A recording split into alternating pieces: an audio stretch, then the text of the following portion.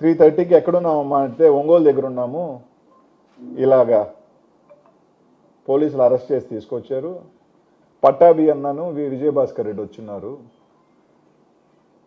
ఇబ్బంది పెడుతున్నారు, ఏం చేయమంటావన్నా అడగటం జరిగింది.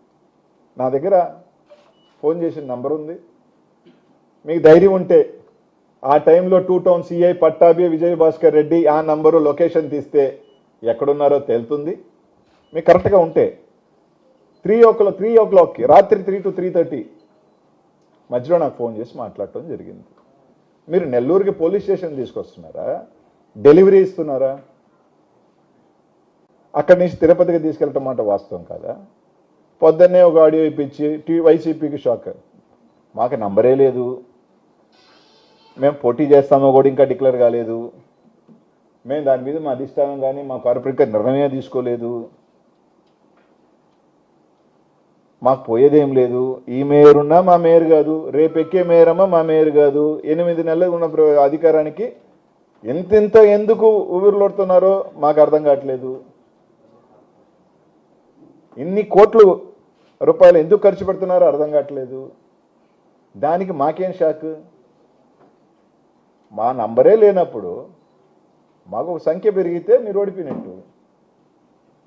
మేము అక్కడికి వెళ్ళి ఆడ మా ఊళ్ళ చేతులు ఎత్తి మేము గెలవాల్సిన అవసరం లే.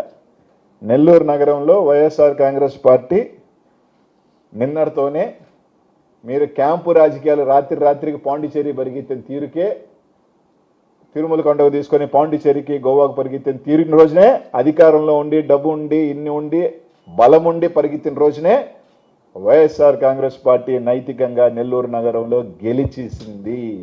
కొత్తగా మేము గెలవాల్సిన అవసరం లేదు, మేము రుజువు చేసుకోవాల్సిన అవసరం మాకు లేదు. జగన్మోహన్ రెడ్డి గారు మీదున్న నమ్మకం కావచ్చు, వైఎస్ఆర్ కాంగ్రెస్ పార్టీలో ఉన్న నాయకత్వం కావచ్చు, ఈరోజు మాతో ఉన్న 11 మంది కార్పొరేటర్లు ఎవరైతే ఉన్నారో వాళ్ళ నిజాయితీ కావచ్చు, నిన్న పొరపాటు అనుకొని వచ్చేసిన మా కావచ్చు, వాళ్ళు తీసుకోవచ్చు, మళ్ళీ రావచ్చు, పక్కన పెట్టండి. నైతికంగా మీరు ఓడిపోయినారు.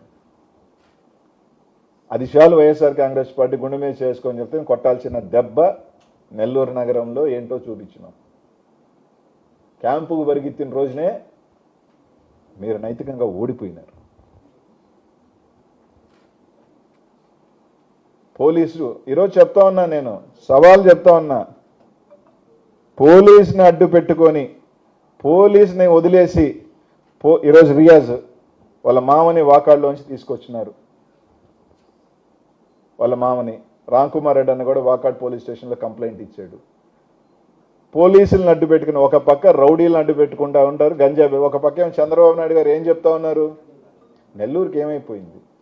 ప్రశాంతంగా ఉన్న నెల్లూరు ఏమైపోయింది? ఇట్లాంటి వాళ్ళని పెడితే ఇలాగే అయిపోయింది. రౌడీయిజం అయిపోయింది, గంజాయిజం అయిపోయింది, కార్పొరేట్ డెలివరీ పోలీసులు గంజాయి వదిలేసి ఏం చేస్తున్నారు? వైసీపీ వాళ్ళు ఎవరి మీద ఉన్నారు రౌడీ షీట్లు పెడదాం, వైసీపీ వాళ్ళు ఎవరి మీద ఉన్నారు కేసులు పెడదాం, వైసీపీ వాళ్ళు ఎవరున్నారు ఇబ్బందులు పెడదాం, వైసీపీ నాయకులు ఎంతమందిని జైల్లో పెడదాం, మేము సునకానందం పొందుదాం. ఈ పనిలో తప్ప గంజాయి పట్టుకునే వాళ్ళని వీళ్ళ పనులు ఎక్కడున్నారు? కంప్లైంట్ ఇచ్చిన వెంటనే సిఐ తాడేపల్లికి పోయి నిందితుని పట్టుకున్నాడంట. ఏడైనా 5 పోలీస్ స్టేషన్లో మీరు కంప్లైంట్ ఇస్తే హుటిన ఏడున్నాడు రైడ్, బెంగళూరులో ఉన్నాడా, ఢిల్లీలో ఉన్నాడా, ట్రైన్ ఎక్కే సినిమా ఏడని చూశారబ్బా? నెల్లూరులోనే చూస్తున్నాం. నారాయణ గారు విద్యా వ్యవస్థలోంచి వచ్చావు, ఉపాధ్యాయుడిగా వచ్చావు, వ్యవస్థను పెట్టావు, 8 నెలలు ఇంత దిగజారి ఎంతెంత రాత్రి నుంచి అయితే 40 lakhs, మొన్న 25 లక్షలు ఉండింది, స్టేక్ పెరిగింది, ఇప్పుడు 40 lakhs, 5 కోట్ల వర్కులు అంటున్నారు, 10 కోట్ల వర్కులు అంటున్నారు, మీకు ఏం కావాలంటున్నారు? కారెక్కండి. ఇంత డబ్బు 8 నెలలకి ఒక గిరిజనుల్ని మా పార్టీలో లేకపోయి ఉండొచ్చు. ఎందుకు చెప్తున్నానంటే ఈ మాట, అగ్రవర్ణాలకి, బీసీల్లో కొన్ని కులాలకి ఎమ్మెల్యేల అవకాశాలు వస్తాయి. మన జిల్లాలో ఎస్సీ సామాజిక వర్గానికి సంబంధించిన ఎమ్మెల్యేల అవకాశాలు ఉన్నాయి.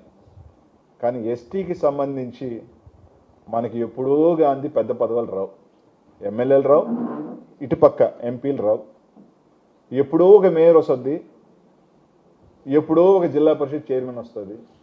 మేయర్కి ఎన్ని సంవత్సరాలకు వస్తుందో ఎందుకు చెప్తున్నాను అంటే ఈరోజు ఇది నాకు ఇద్దరు ఎస్టీ కార్పొరేటర్లు 2014లో ఆ రోజు అధికారంలో లేకపోయినా మాతో ఉన్నారు. అదే ఎస్టీ కార్పొరేటర్ 2019లో గెలిస్తే నేను జగన్మోహన్ రెడ్డి గారి దగ్గరికి వెళ్ళి వాళ్ళకి ఒక అవకాశం ఇద్దామని అంటే జగన్మోహన్ రెడ్డి గారు ఒక మాట అన్నారు, నెల్లూరులో యానాదులు చాలా పెద్ద సంఖ్యలో ఉన్నారు, మనం యానాది ఈ కులానికి సంబంధించి వాళ్ళకి అవకాశం ఇస్తే చాలా బాగుంటుంది అని. ఆ రోజు జగన్మోహన్ రెడ్డి గారికి మాట కట్టుబడి మాతో ఉన్న కార్పొరేటర్లను కూడా ఉన్నా కూడా లేదు, మనం ఆ వర్గానికి